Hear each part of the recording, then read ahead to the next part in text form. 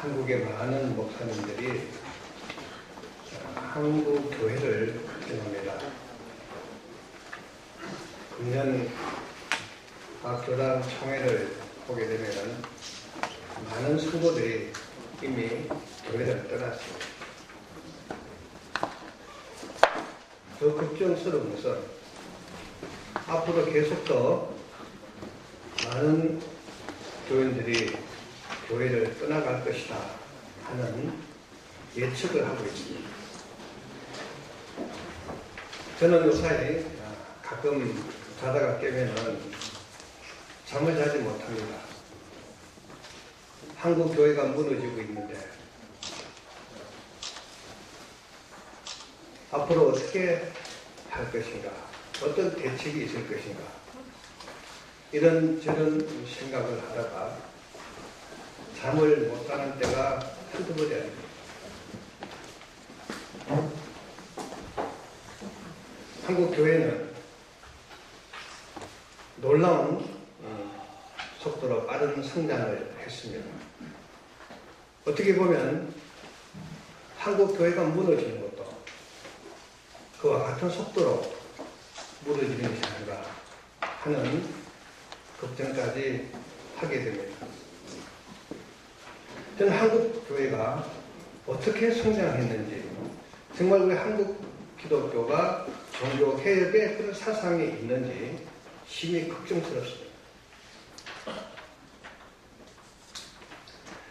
한국 교회가 성장할 때 그 과정을 멀리 이렇게 보지 않더라도 우리 유교 전쟁이 끝나고 많은 목사님들, 그 목사님들 가진 것도 없고 많이 배운 것도 없고 오직 내가 복음을 전하다가 이 세상을 떠나도 깨끗하게 떠나겠다는 그런 종말론적 신앙을 가진 많은 분들이 한국 교회, 초대 교회를 형성하면서 많은 사람들로부터 존경을 받았습니다.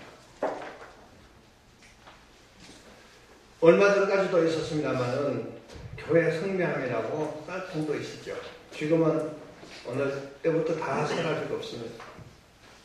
먹을 것이 없어서 교인들이 교회에 오면서 쌀 한 줌씩 갖고 와서 그 쌀이 있으면 먹고 없으면 그냥 굶는 그런 삶을 살면서도 한 줌에 흐트러짐이 없는 그런 삶을 사는 모습을 보여주셨습니다.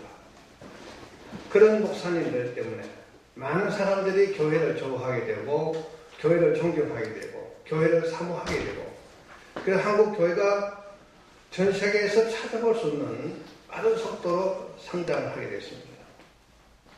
근데 지금은 어떻습니까? 지금은 그 열매를 다 까먹었습니다. 너무나 답답하다는 생각을 합니다. 종교개혁 사상, 우리 개신교가 가지고 있는 오직 성경, 오직 믿음이라는 이 진리조차도 교회 안에서 허물어지기 시작했습니다. 언제부턴가 절대 진리를 왜곡하기 위해서 만들어진 종교다원주의 사상이 교회로 들어오고 교회 목사님들이 그 종교다원주의 사상을 받아들여서 인정하는 목사님들도 늘어나기 시작했습니다. 그 종교다원주의는 어떤 겁니까? 다른 종교에도 구원이 있다는 그런 말이 아닙니까? 그 목사님들이 한국 교회를 다른 종교와 똑같이 취급을 하는 그런 문제가 생겼다 이런 얘기입니다. 그래서 성도들이 질문을 합니다. 목사님, 종교다원주의가 뭡니까? 예, 종교다원주의라고 하는 것은 제가 예를 들어서 설명을 합니다. 산이 있는데 그 산에 올라가기 위해서 동쪽으로 가는 사람도 있고 서쪽으로 가는 사람들도 있고 남쪽으로 북쪽으로 올라가는데 끝에 올라가면 다 정상에서 만난다. 그러니까 종교다원주의를 하는 것은 어떤 종교를 믿더라도 끝에 가면 다 하나님이 계시니까 어떤 종교를 가둬서 다 하나님 이런 사상이다. 제가 그런 말을 하죠. 우리가 구원받는 것이 산에 올라가는 정도, 그런 정도 같으면은 얼마나 좋겠습니까? 그런데 그런 사상은 성경 어디를 찾아봐도 없어요. 성경에 보니까 이스라엘 백성이 출애굽해서 이제 가나안 땅에 들어가야 되는데 에돔 사람들이 사는 지역을 통과하게 됩니다. 그런데 보통 때 같으면 하나님께서 그냥 치고 지나가라고 말씀을 하실 텐데 다시 광야로 돌아가라고 합니다. 광야가 힘들죠. 이스라엘 백성들이 하나님을 원망하고 모세를 원망합니다. 하나님께서 불뱀을 보내죠. 많은 사람들이 불뱀에 물려서 죽어가고 있습니다. 그때 이스라엘 백성들이 깨닫고 모세를 찾아와서 우리가 잘못했다고 다시 하나님께 기도해달라고 부탁을 합니다. 하나님께서 돛뱀을 만들어서 장대에 달고 높이 들라고 했습니다. 그리고 돛뱀을 쳐다보는 사람은 다 살려준다고 했습니다. 근데 사람들이 그 돛뱀을 쳐다보지 않는 겁니다. 왜? 어떻게 뱀에게 물렸는데 돛뱀을 쳐다보고 구원을 받는다고 믿지는 않았습니다. 그 안 믿는 사람들은 다 죽었어요. 그리고 뱀에게 물렸으면은 약초라도 구하고 의사를 만나야지. 어떻게 돛뱀을 쳐다보느냐고. 그렇게 시간을 끌던 사람들도 다 죽었어요. 이 구원의 방법은 하나님께서 정하신 겁니다. 하나님께서 돛뱀을 쳐다보면 구원 받는다면은 그게 구원 받는 길이에요. 다른 길은 없는 겁니다.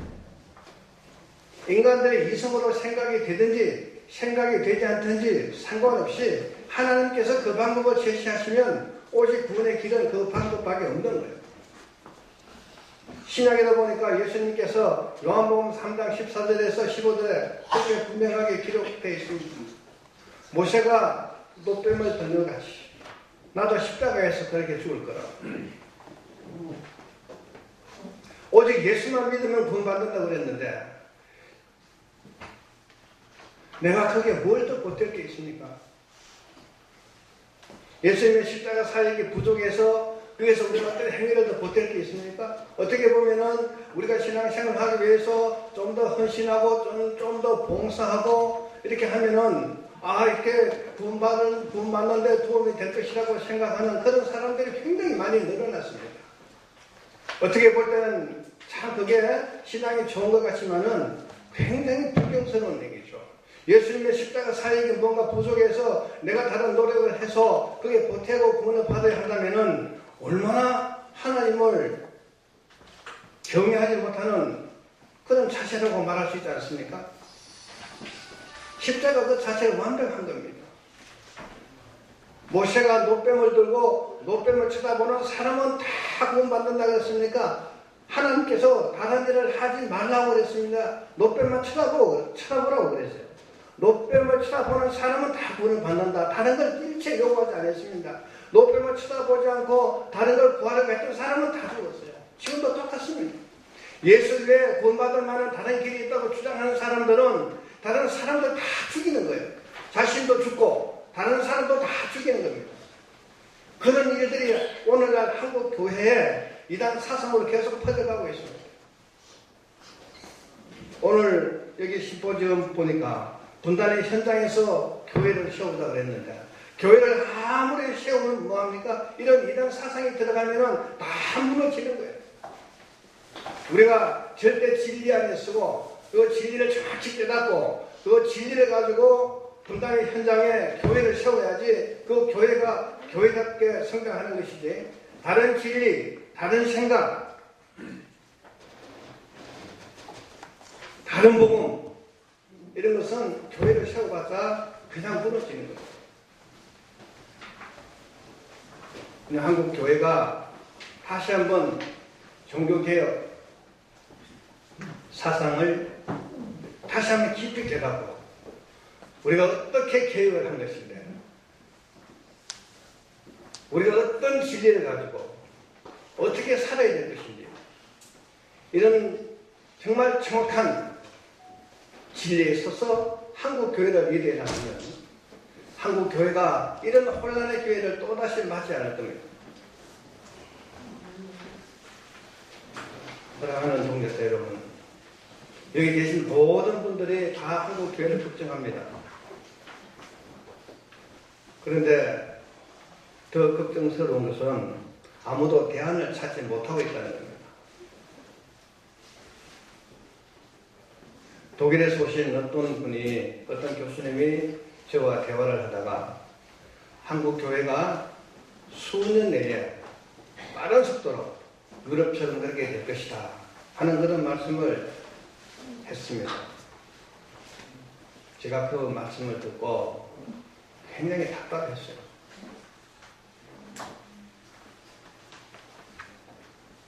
정말 그렇게 될 것인가?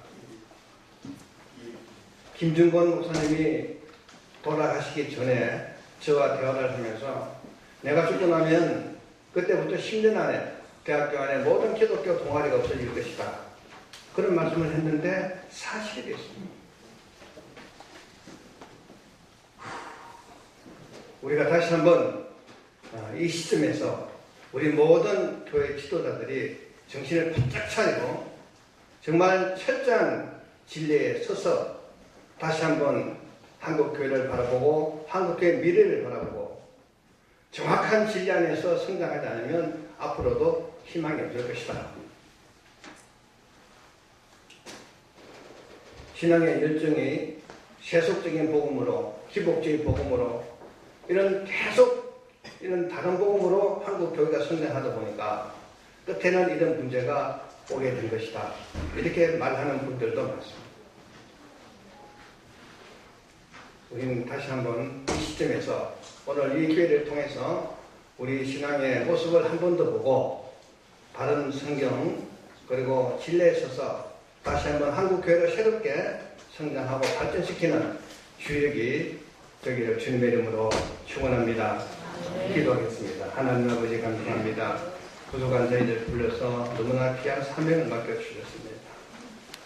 저희들 하는 이 일이 하나님께 영광이 되도록 또 이 일이 우리 개인의 일이 아니라 하나님의 인공을 위해서 우리 각자에게 주신 세상 끝까지 복음 전하는 그 일에 우리가 나름대로 잘 쓰임을 받고 끝내는 하나님께 충성스러운 종으로 살아왔다는 이런 칭찬을 받는 그런 삶을 살아갈 수 있도록 저희 한 사람 한 사람 하나님께서 지켜주시고 하나님께서 인도해 주시고 하나님께서 강권적으로 붙잡아 주셔서 오늘 이 시간 이후로 한국 교회가 지금 이 수렁에서 벗어나서 새로운 변화를 겪는 새로운 성장의 역사를 시작하는 그런 시간이 될 수 있도록 하나님 축복해 주시옵소서. 예수님 이름으로 기도드리옵나이다. 아멘.